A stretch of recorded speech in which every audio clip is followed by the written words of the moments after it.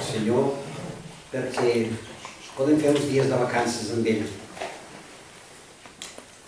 Perquè vacances ho són, descansarem el cos i l'esperit, i el bonic és que les farem amb ell. Algú ha dit que se sentia com per dedicar al Senyor aquesta setmana. I això és veritat. Però també és el Senyor que ens dedica aquesta setmana. Ell. No solament som nosaltres qui hem decidit de venir. És ell qui ha decidit de venir i de fer-nos venir. O sigui que és mutu. Nosaltres ja hem posat a la nostra part. Però ell hi ha posat el 99,9 o com a 99. I per tant, és una trobada mútua, és una trobada esperada. Nosaltres esperàvem aquesta trobada i Jesús l'està esperant. Doncs bé, aprofitem aquests dies d'estar amb ell. Quan estem amb un amic i sabem que el temps més o menys és limitat, aprofitem totes les ocasions per poder estar amb ell. Doncs bé, Jesús és aquí.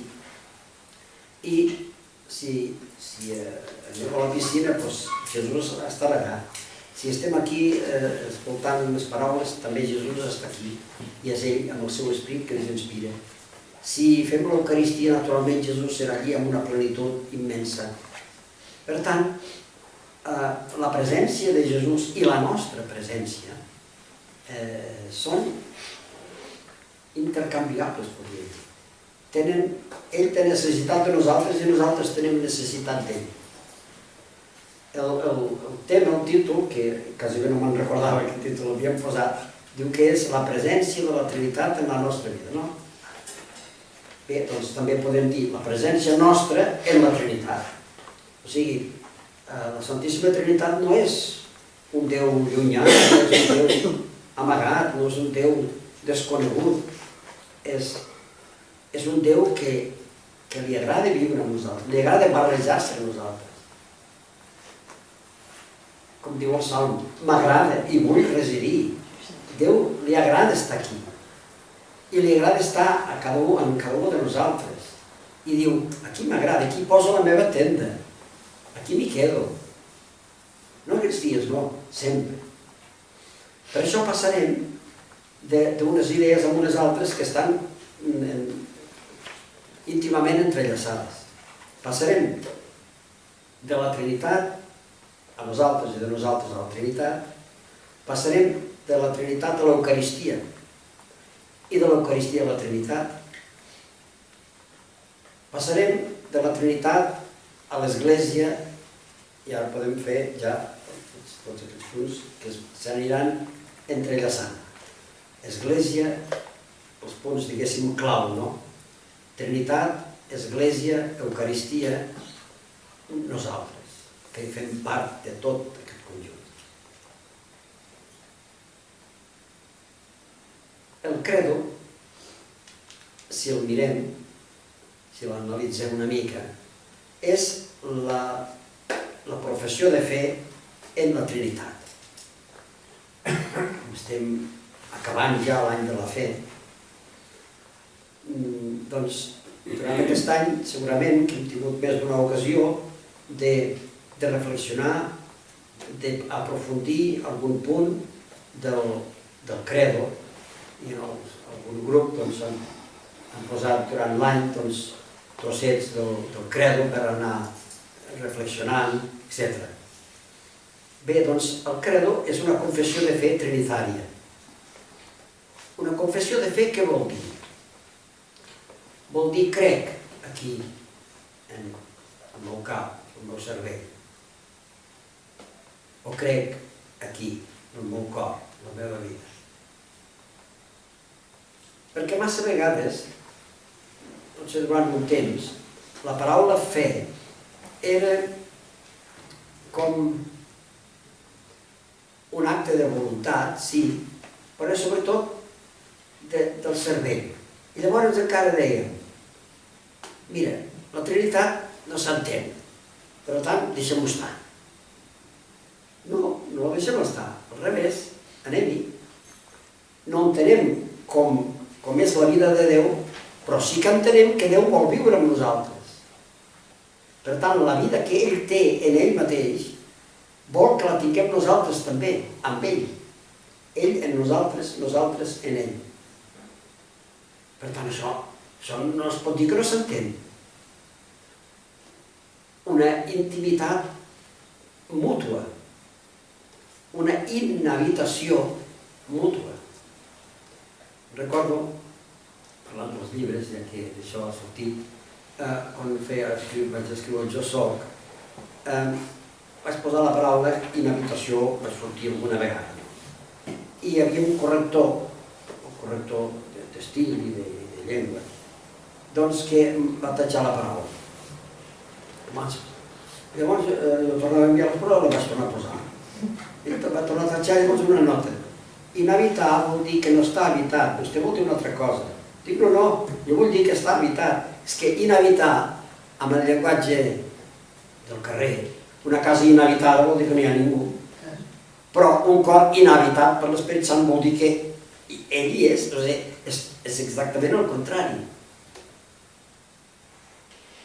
I esclar, ell com a laic, que no s'entenia amb això, li sobtava aquesta paraula perquè semblava, ell ja veia que volia parlar de Déu i ell al mateix temps deia que Déu no hi habita i diu, bueno, vostè vol dir una altra cosa. No, jo vull dir això. Dic, és que en teologia és així. Bé, doncs, en el credo és una professió de fe trinitària, però no una fe, com dic jo, de cervell. Deia que moltes vegades la fe, dèiem això que era tan difícil, que no s'entenia res i que això, llavors dèiem, bueno, jo crec tot el que s'ha de creure. Amb això ho teníem clar. Jo crec tot el que s'ha de creure, encara que no entengui res. I després Déu ja s'arreglarà. Home, està bé, no podem dir que això no està bé, però és una llàstima que podem baixar una mica més del cervell, que el cervell aquí no serveix de res, fem servir el cor, fem servir la vida, i allà sí que això té sentit. Si diem que no s'entén res, d'acord, potser no s'entén res, que tampoc no és veritat, però almenys vivim-ho. Si sabem que Déu es desviu per viure amb nosaltres i ho ha fet tot per apropar-se a nosaltres, tant que ens ha donat el seu fill, tant perquè es fes com nosaltres, tant que ens ha donat el seu esperit perquè l'amor que hi ha en ell mateix estigui també en nosaltres. Un Déu que té aquest interès, quin interès pot tenir en amagar-se i dir a mi no m'entendreu, per tant no us hi escarrasseu, que no serveix per res pensar en mi. No, Déu ja sap quins límits té la nostra intel·ligència. Déu ja ho sap, això, naturalment. Però Déu també sap que la vida va molt més enllà del cervell, d'allò que l'home entén, lògicament. Bé, doncs tornem al credo. Allà hi ha les tres grans parts. La primera, crec en Déu, Pare Totpoderós, creador del cel i de la terra. Dèiem que és Déu Pare, Déu creador. Després hi ha Jesucrist, que és el que s'ha encarnat. I al final crec en l'Esperit Sant. Veieu? O sigui, hi ha tres parts ben definides, ben clares, en el credo, en què primer ens referim a Déu Pare, després ens referim a Déu Fill, que és el més llarg, es pot dir que és el cos del credo, i llavors al començament i al final hi ha el Pare i al final l'Esperit Sant, I l'Esperit Sant, aparentment, hi ha una sèrie de coses que sembla que no tinguin res a veure amb ell, la Santa Església, la resurrecció, jo què sé. Bé, doncs, aquí hi ha una harmonia. Aquí hi ha unes persones, i ho dic ben conscientment, amb majúscula, que estan interessades en que nosaltres visquem la seva vida.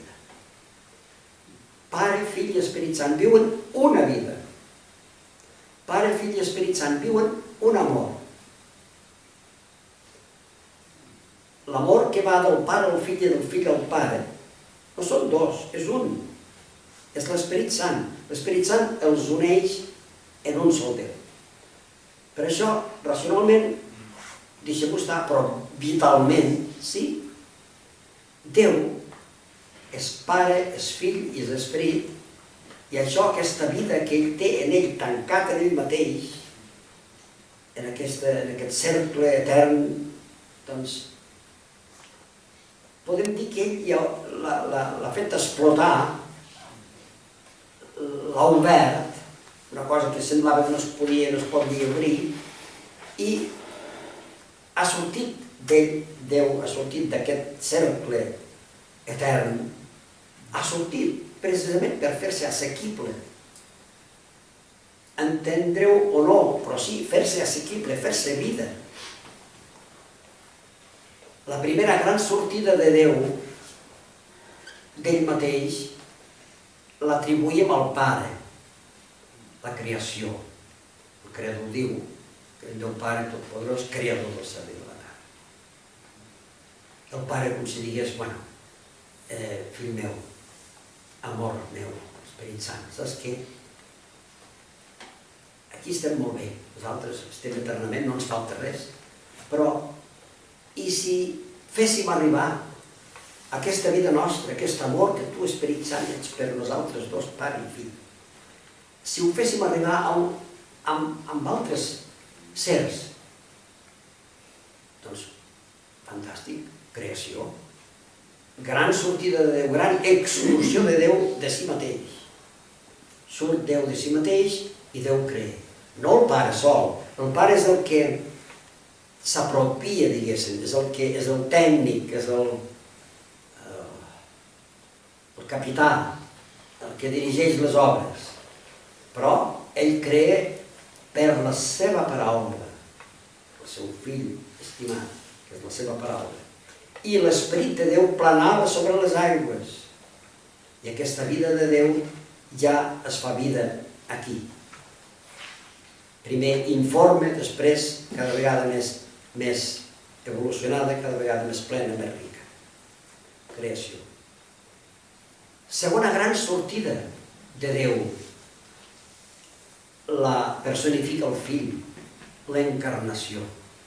Déu una altra vegada trenca els límits, trenca aquest cercle tancat de la seva divinitat, continua sent-hi, però el trenca i en surt una altra vegada, i aquí surt el Fill. I el Fill fa una gran proesa, una proesa que li costarà la vida. Fer-se com nosaltres, sense deixar de ser el que és. Però el Pare, quan va crear l'home, diu l'Escriptura, cada dia deia i veia que era bo. I el dia següent, i veia que era molt bo, que era bo. I veia que era bo. I l'últim dia, i veia que era molt bo, quan hagué creat l'home. El va crear perfecte. El va crear amb gràcies naturals i sobrenaturals. Després l'home es va espatllar, la desobediència ho va espatllar tot, però Déu ja l'havia creat. I l'havia creat per a què? Perquè per poder comunicar la vida d'ell, pare i fill en l'esperit, aquest ser que havia creat. I és a dir, primer a tota la creació. I després concretament a la cima de la creació que era la persona humana. Es va espatllar aquesta creació tan perfecta de Déu, l'home la va espatllar ell mateix, però el fill va dir, jo hi vaig i l'arreglo. Jo em faig home i reparo això que s'ha fet malbé. I així hi va haver la segona gran sortida de Déu de si mateix, el Fill. I l'Esperit Sant. Va sortir el Pare per crear, va sortir el Fill per encarnar-se i redimir, i l'Esperit Sant diu, bé, jo vaig a completar l'obra. Tercera gran sortida, tercera gran excursió de Déu des de si mateix. Primer surt el Pare, després surt el Fill, i això fa èpoques. L'època primera, que ha sigut llarguíssima, va ser l'època de la creació. Fins que va arribar Jesús, va ser tota aquesta evolució de la humanitat i de l'home, fins a arribar a la cima a la plenitud dels temps, com diu Sant Pau. Després de la plenitud dels temps, segona època curtíssima, comparada amb la primera, que són mils i milions d'anys, de 33 anys, l'època de Jesús, la del Fill, la de la paraula encarnada, la paraula que parlava eternament en Déu i ara vol parlar-nos a nosaltres, i ens parla a nosaltres, i ens ha parlat a nosaltres. I després, l'època de l'Esperit Sant, que també és llarguíssima, des del dia de la Pentecosta fins que hi haurà món. Jo quasi m'imagino que per harmonia, per simetria, la tercera etapa serà tan o més llarga que la primera. Segurament que m'equivoco, però vull dir, és bonica la idea que hi ha una certa simetria, no? Bé, doncs ara estem a l'època de l'Esperit Sant, i nosaltres estem en aquesta època. Ja no hi haurà cap més sortida de Déu. Ja ho ha fet tot. Ja ha sortit 3 vegades. Ja ens ho ha donat tot. Doncs bé, això en el credo ho veiem dividit, però hi ha un quart personatge al credo, que segons com algun teòleg, diguéssim, massa primmirat o massa teòleg, entre cometes, o que s'ho creu que és teòleg, quasi bé molesta. Perquè, escolteu, Pare, Fill i Esperit Sant, és Déu, un sol Déu, etc. I llavors de cop allà al costat, com si no fos res, encarnat de la Verge Maria. Un quart personatge. Què hi fa aquí dins de la Trinitat? Una criatura humil, senzilla, Maria. És que tota l'obra de Déu, la creació, la redenció i la santificació que fa l'Esperit Sant en aquesta època seva, tot, d'alguna manera, ens ha vingut gràcies a Maria. Vosaltres em direu, Maria no hi era al començament? No, no hi era, no. Però hi ha hagut moltes figures de Maria. I Maria va ser ja prevista i va ser profetitzada ja en l'Escriptura, al llibre del Gènesi. Posaré enemistat entre tu i la dona. Quina dona? No diu quin nom té, però ja ho veiem, ja ho sabem. Entre el teu llinatge i el seu. Tu voldràs mossegar-li el taló, però ella ja farà el cap. Qui és aquesta dona? Ho sabem tots. Maria. O sigui, Maria ja estava en el designi de Déu des de la creació. La creació ja anava dirigida, la creació humana de l'home, la persona humana, ja la va dotar d'unes qualitats evolutives i va dotar a la dona en si d'unes qualitats tals, que ara jo no em posaré, podria fer l'elogi de la dona, per Maria, perquè aquella dona que el Pare, el Fill i l'Esperit ja es van escollir des de sempre, des del temps de la creació i d'abans de la creació. Jo jugava, quan no hi havia res, només hi havia les muntanyes, jo ja jugava amb el Creador. Això és Maria. Bé, doncs, estava prevista Maria pel Pare, pel Fill i per l'Esperit Sant. Per tant, les qualitats que Déu va donar a la dona, direu, i les que no són qualitats? Bé, l'home i la dona tenen qualitats i defectes. Ara, però les qualitats que li ha donat, doncs, anaven dirigides a Maria, de manera que ella, aquesta dona, tingués tot allò que Déu s'havia forjat en el seu amor etern, que la mare del seu fill, la mare del fill de Déu, havia de tenir. Com havia de ser la mare? O sigui, es va imaginar, clar, parlem en termes humans, no hi ha cap més remei, va forjar la seva mare, Jesús, o la seva filla predilecta, el pare, o el seu habitacle, la seva esposa estimadíssima, l'Esperit Sant. La van dotar amb totes aquelles coses necessàries perquè aquestes tres sortides de Déu, de si mateix, fossin efectives. Fossin sortides de salvació. Doncs Maria està allà amb tota la humilitat, allà junt a Jesús, perquè des del començament ella hi serà completament unida. Qui parla del fill ha de parlar de la mare. Per això Maria, amb tota la humilitat, és present allí. Són 4 personatges, per tant, les 3 persones de la Santíssima Trinitat i Maria.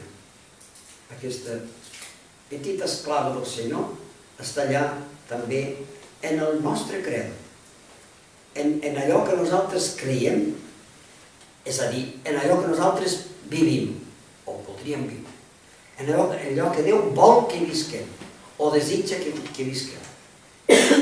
Doncs bé, aquesta setmana està dintre d'aquesta línia. Si Déu Pare va crear i després va continuar la creació amb la seva providència i ha continuat i ha estat present en l'evolució de totes les espècies, etc. Si el fill ha vingut a través d'una dona en la plenitud dels temps, i si l'Esperit Sant ha vingut i ha pres possessió de la persona humana fins al fons i no para fins que la santifica i la transforma, tot això a través de Maria. Maria, doncs, present en el pla de Déu ja en la creació. Maria present plenament en la segona sortida de Déu del Fill en la seva encarnació. No ens podem imaginar. Sense Maria no hauria vingut. Per tant, Maria era necessària en el pla de Déu. I després, a la Pentecosta, Maria estava allà. Maria va tornar a reunir l'església que s'havia dispersat. L'església que per por, per vergonya o pel que fos, s'havia tornat a disgregar i que corria el risc que es quedés diluïda i aquí s'ha acabat tot. Recordeu els deixebles de Maús, de quina manera parlaven. Nosaltres ens pensàvem que, però, fa 3 dies ja.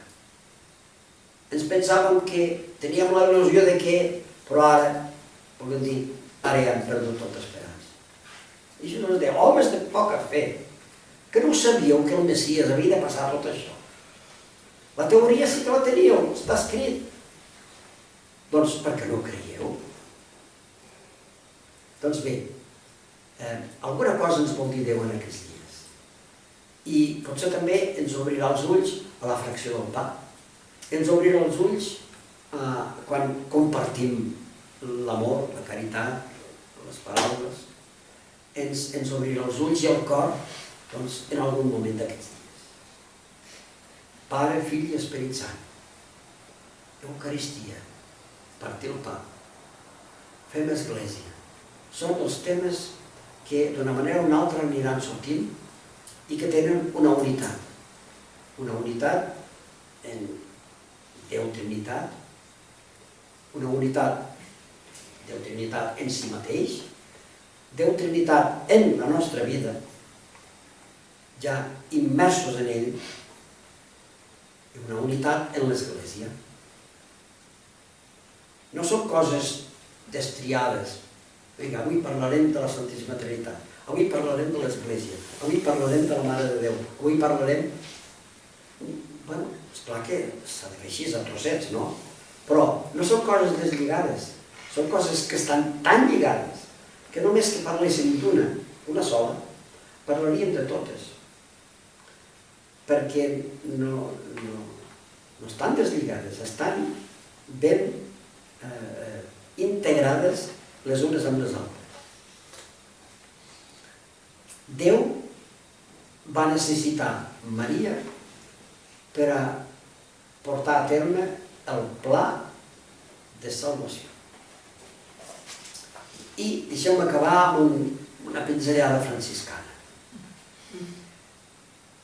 El fill s'hauria encarnat igual encara que l'home no hagués pecat.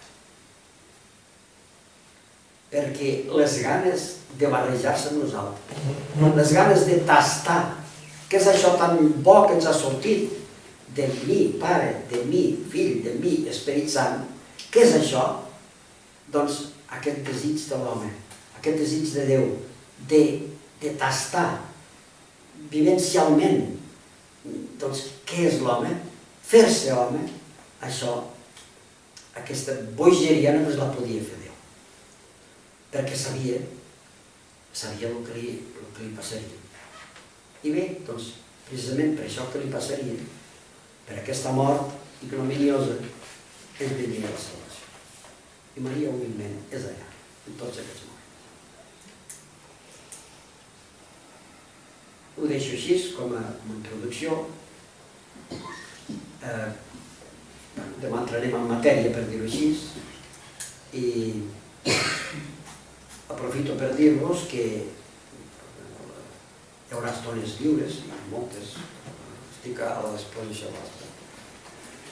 El Ricard parlava del siesta, de la migdiada, i jo no n'he fet mai. Bueno, però tinc el costum de no fer-ho i no m'hi vull pas acostumar ara. Per tant, si algú té ganes de venir després de dinar, que pensi que a mi no em molesta gens, m'és igual, i el que sí, al vespre sí, al vespre a les 7 hores, vaja, doncs no com, però després de dinar, sí, a l'hora que vulgueu. Si em veieu, si no em veieu, em busqueu, doncs bueno, estic a la vostra disposició per lo que sigui, per discutir, no,